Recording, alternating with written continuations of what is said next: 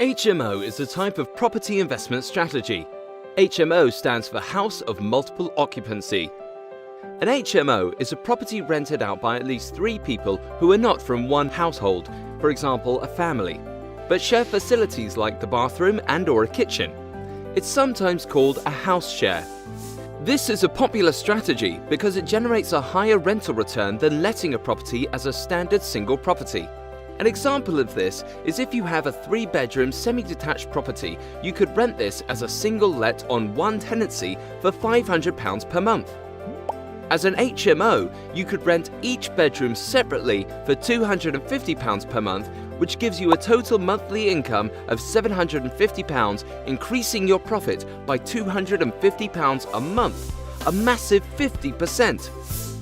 HMO properties can often have to be licensed. This depends on the local council. You can find out the criteria they set by contacting them.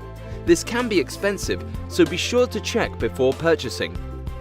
Pros: higher return in monthly income can be 15 to 25%. Reduce void risk. If a tenant leaves and other rooms are let, then you still receive rental income. An HMO can be valued as a commercial asset, which means the property is valued based on the rental income, not the bricks and mortar value. This is often higher, giving you a higher capital return. Cons: more tenants to manage, meaning more hands-on. May require expensive licensing.